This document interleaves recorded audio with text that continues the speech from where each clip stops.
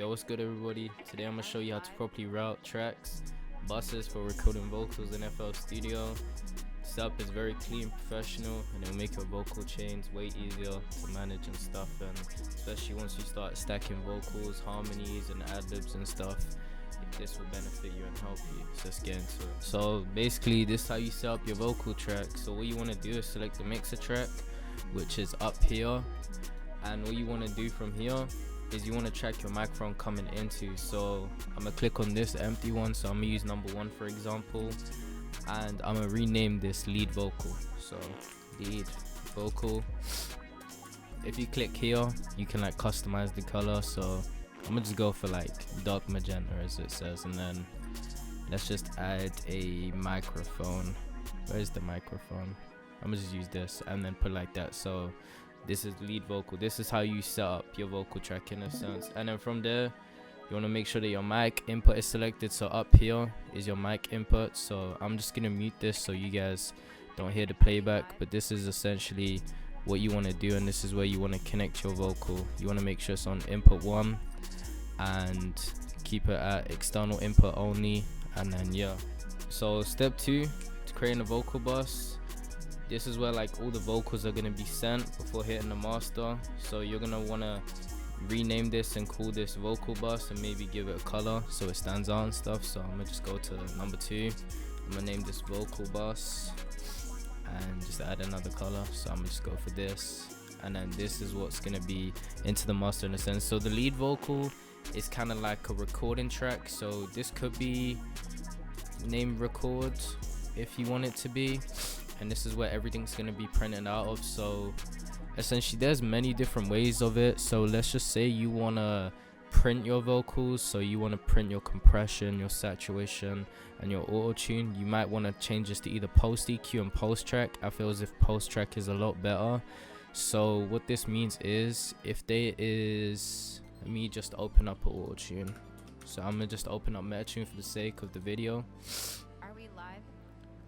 So Metatune, let's just say I'm using a fruity compressor and a limiter as a noise gate. So these 3 plugins would essentially, when you're recording, print all the effects. So the Metatune would get printed, the compressor and the limiter. So now when I connect this to number 2 and I go ahead and now let's just say I record something and I double click it, it's going into 2. So now whatever effects I have on number 2 is what's gonna affect the vocal as a whole, but I wouldn't need to now add my auto tune onto here because I've already processed it through. So that's another way of doing it as well, and that's kind of like what will now go into the master, and then that's how you be hearing everything.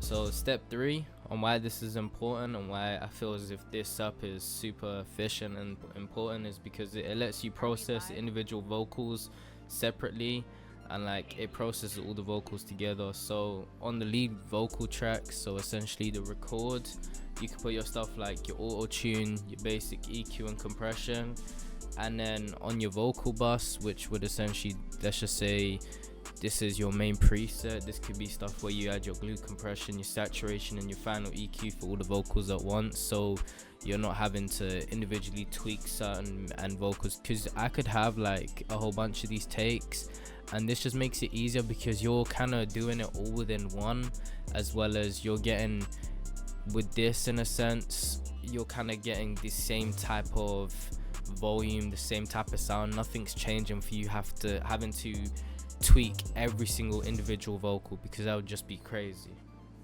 So now step 4, if you want to add multiple vocals, you can also again use this same recording track and you could put into here. So if I was to name this one ad-libs and then give it a color, and then I was to name this one harmonies and then give this also a color.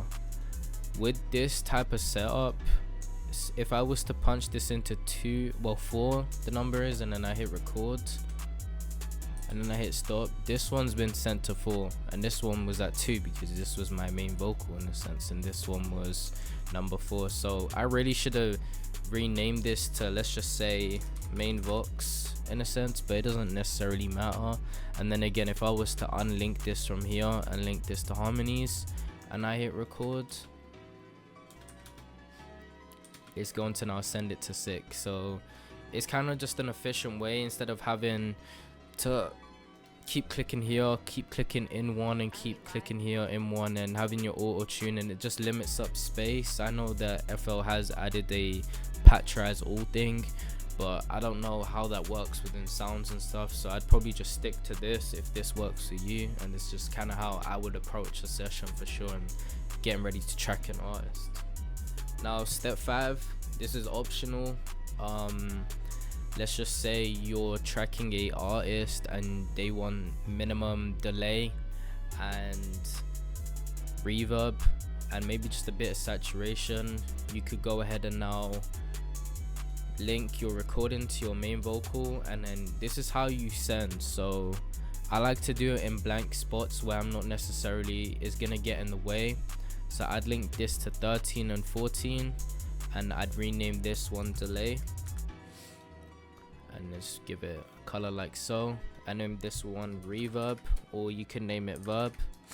And there's nothing wrong to having multiple reverbs and multiple delays and stacking them on each other, which isn't a bad thing. So I could also again have another delay and reverb track here and kind of just blend them all together, and this gives you it. So instead of directly putting the reverb on your vocal, you can put it on a separate track, so it gives you more control and it keeps your vocals from getting muddy in a sense. So when you have it on here, you're limited to what you can tweak because all of it's being processed, and then the last plugin is what's gonna hit it, and that reverb that you probably got or delay on the same track is what can muddy it up. So you actually side chaining it gives you a different type of sound, and you can go ahead and then have more, you're like more in control of the delay and reverb within a sense. And then again, you could do the same for the ad-libs, and you can have 2 tracks and then you can add your delay and whatnot, and that's just and that's basically it. That's how you properly route tracks and buses for recording vocals in FL Studios. This is the same concept used in professional studios, and I guess once you get used to it, you'll never go back.